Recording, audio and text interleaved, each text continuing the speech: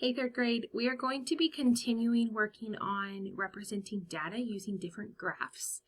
And so today I'm going to be modeling how to solve a problem using a bar graph, dot plot, frequency table, and a pictograph, okay? And then you guys are going to be practicing on the Google Slides how to solve those problems using your graphs. So let me go ahead and do this, okay? So the frequency table below shows the number of toy cars each of 3 students have. Okay, so here is the frequency table. The student Colby has 10 cars. And remember, when we are doing graphs, it's really, really important that we are writing information on our graphs. So I am going to write 10 here on this because there's 10 cars, okay? And then Susan only has 5, and Troy has 15. Okay, which graph matches the facts given in the chart? So what you're going to be doing is matching your frequency table to your bar graph, okay? So you're taking a frequency table data and then you're matching it to a bar graph. Now when you take your frequency table and you match it to your bar graph, it has to match perfectly. The amount, so Colby has to represent 10 cars here, Susan has to be 5, and Troy has to be 15. All 3 of them have to be correct for that to be the correct answer. Okay, so let's start looking at our tables. I'm going to have to move my computer so I can see my screen a little bit better.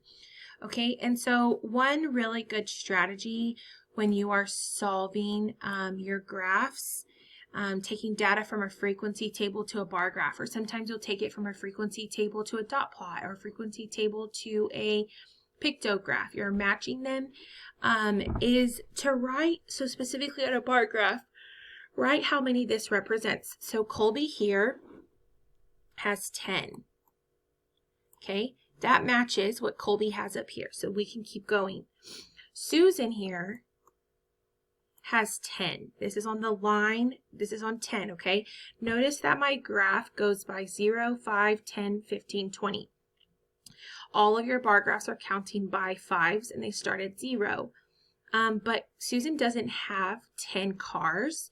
Susan only has 5, so I know that that cannot be my correct answer, okay? Let's look at this one. Also, sometimes what they will do is here they have Colby, Susan, Troy.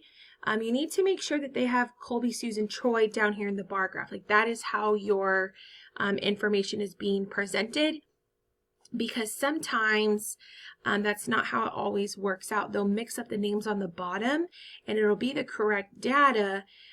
It'll just be a different name being presented first.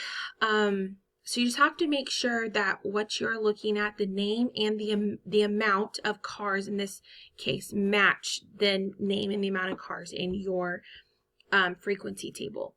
Okay, so let's look at Colby. Colby and then 15. But Colby doesn't have 15 cars. Colby only has 10 cars. So I know that's not the correct answer. But I'm not just going to choose C. I'm going to make sure that this is correct. Okay. Colby has 10, Susan has 5, and Troy has 15. Those all match what I needed, okay? So the correct answer there is letter C. All right, let me go on to the next graph. The dot plot shows how much money students raised for their classroom. How many students raised $40 or more for their classroom? Okay, well, same thing here. I am going to be writing how many students collected this certain amount of money. So one student collected $0. 1, 2, 3. 3 students collected $10.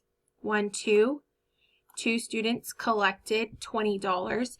These dots represent the students, okay?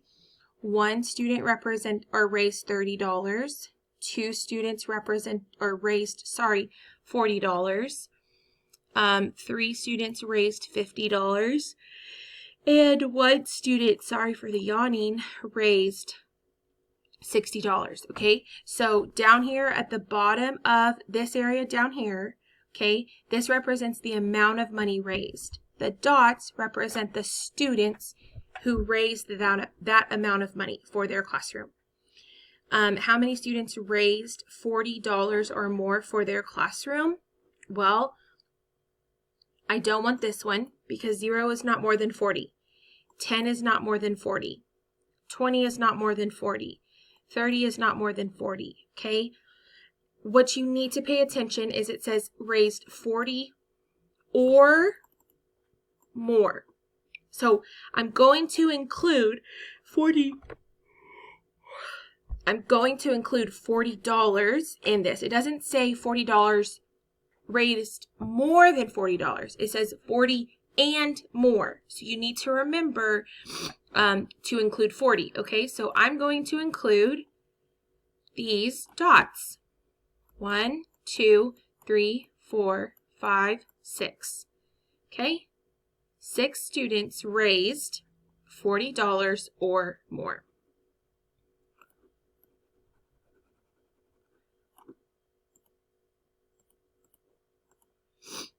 The Johnson family, well, okay, so here is a, this is a tally chart. So I'm taking information from up here and plugging it into my tally chart, okay? The Johnson family went shopping for clothes. The chart below shows what each person bought, okay? Jessica bought 3 shirts and 2 dresses. Nelson bought 2 pants. Mr. Johnson bought 3 pants and 2 shirts. And Miss Johnson bought 3 skirts and 3 pants. Which tally chart correctly shows the information from the chart above? So what it looks like they did is they took all of these items of clothing and they put them into one tally chart, okay? So they took all of these and put them into one tally chart. So what I'm going to do is I'm going to create my own tally chart, all right? I think that is a really smart strategy. It's going to help me make sure I get the right answer and I include every single piece of clothing. So we have shirts, pants, dresses, skirts. Shirts, pants, dresses, skirts, shirts, pants, dresses, skirts. Okay, so that's what it looks like all the way through with all of your options. So I'm going to do shirts, pants, dresses, and skirts. Okay, I am going to create my own tally chart. All right, so Jessica, and I'm going to start with each person and do what Jessica bought and go put a tally. And then I'll do what Nelson bought and go put a tally and then complete the chart that way. So Jessica bought 3 shirts and I'm going to cross them off. Okay, and 2 dresses. Nelson bought 2 pants. Mr. Johnson bought 3 pants. And 2 shirts. Mrs. Johnson bought 3 skirts and 3 pants. Okay, so shirts has, oh, I made a mistake. I put that in dresses and I meant to put that in pants. Okay, I'm glad I caught that mistake. I did my skirts and then 3 pants. And dresses was just 2 because those were bought by Jessica. Okay, so here we go. Now that I have my information in my own tally chart, I can plug it in here. Okay, so shirts is 5. Shirts is 5.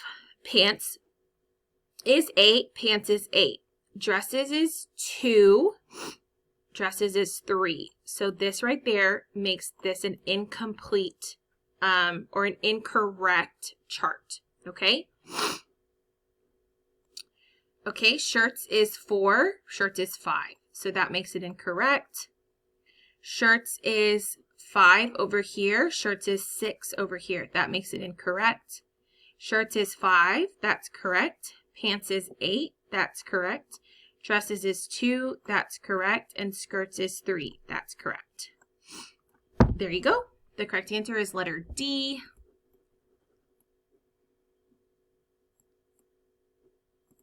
All right, last one. Sarah was selling Girl Scout cookies in her neighborhood. The number of cookies she visited is shown below. Or the number of houses she visited is shown below.